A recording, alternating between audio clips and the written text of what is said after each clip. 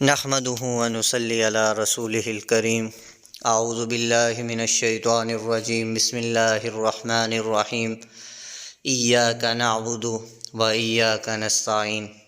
یہ ہے جی سورۃ فاتحہ کی آیات جو ہر بچے کو آتی ہے اور روزانہ 5 وقت کی نماز میں ہر آدمی اس آیت کو پڑھتا ہے۔ اب بات اصل میں یہ ہے کہ ہم لوگ قرآن مجید کو پڑھتے تو ہیں مگر قرآن مجید کو ہم سمجھتے ہی نہیں۔ ایک آدمی مثال کے طور پہ کوئی سورت پڑھ رہا ہے، کوئی آیت پڑھ رہا ہے، اگر اس سے پوچھا جائے کہ اس میں اللہ رب العزت ہم سے کیا کہہ رہے ہیں، کیا فرما رہے ہیں، اللہ ہم سے کیا چاہتے ہیں، وہ کہے گا مجھے نہیں پتہ۔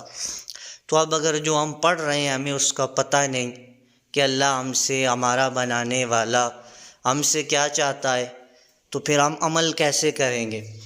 ہمیں اس بات کی سمجھ ہی نہیں آ رہی، سمجھ آئے گی تو ہم عمل کریں گے، جب سمجھ نہیں آ رہی تو پھر پڑھنا ہمارا کہاں جائے گا؟ تو لہٰذا قرآن مجید کو پڑھنا بھی ہے اور سمجھنا بھی ہے، ہر آیت کو، ہر سورت کو کہ یہ کیوں نازل ہوئی، اس میں اللہ رب العزت کیا فرما رہے ہیں، کیا حکم دے رہے ہیں، کیا کرنے کا کہہ رہے ہیں، کیا نہیں کرنے کا کہہ رہے۔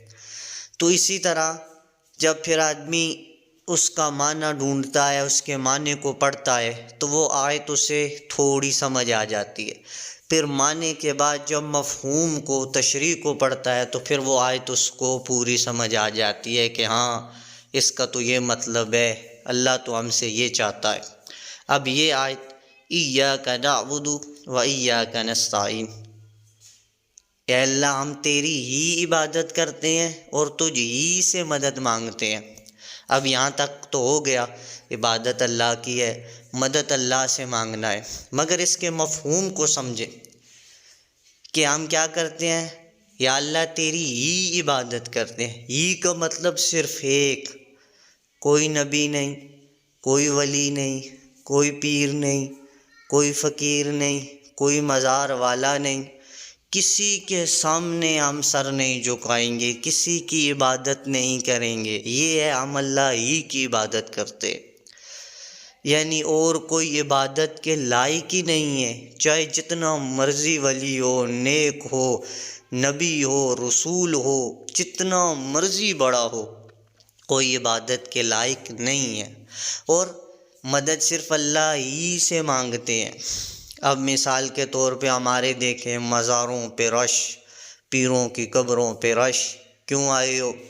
کہ جی 10 سال ہو گئے اولاد نہیں ہو رہی، کسی نے کہا وہاں چلے جاؤ ہو جائے گی، تو لوگ وہاں چلے جاتے ہیں۔ نوجوانوں سے پوچھو نوکری نہیں مل رہی، وہاں چلے جاتے ہیں، اور مختلف ٹینشنوں کے مارے لوگ وہاں جاتے ہیں۔ اب اگر اس بات کو سمجھیں کہ اولاد دینے والا، ٹینشنیں دور کرنے والا، رزق دینے والا، حالات ٹھیک کرنے والا، حالات کو بگاڑنے والا تو ایک اللہ ہے، تو پھر لوگ وہاں کیوں جائیں؟ اب لوگ کسی چیز کو سمجھنے کے لیے، سننے کے لیے تیار ہی نہیں۔ لوگوں کی ایک ہی بات ہے، ولی ہے جی، نیک ہے جی، یہ دیتے ہیں جی، یہ کرتے ہیں جی، فلاں یہاں آیا تھا، اس کا یہاں سے کام بن گیا تھا۔ اب اگر کام بنے یا نہ بنے وہ بات کی بات ہے، اس کا جانا ہی خلاف ورزی ہے، اس کا جانا ہی شرک ہے کہ جب یہ دعویٰ کر رہا ہے، روزانہ نماز میں پڑھتا ہے یا اللہ تجھ ہی سے مدد مانگیں گے، تو اب مدد میں تو صرف ایک ہی کام تو نہیں ہے، ہر قسم کی مدد، ہر قسم کی مدد اللہ سے مانگنی ہے۔ اور ہمارا یہ بطور مسلمان عقیدہ ہے، اگر اللہ کسی کی مدد نہ کرنا چاہے تو سارے نبی، ولی، پیر، فقیر، نیک سارے مل جائیں تو اس کی مدد نہیں کر سکتے۔ تو جب مدد کرنی اللہ نے ہے تو پھر آدمی کیوں شرک میں مبتلا ہوتا ہے، کیوں اپنے ایمان کو ضائع کرتا ہے؟ مجھے بتاؤ، اگر ایک بندے کو اللہ نے فیصلہ کر لیا میں اس کو اولاد نہیں دوں گا، وہ جس مرضی مزار پہ جائے، جس مرضی ولی کے پاس جائے، کیا اس کی اولاد ہو جائے گی؟ نہیں۔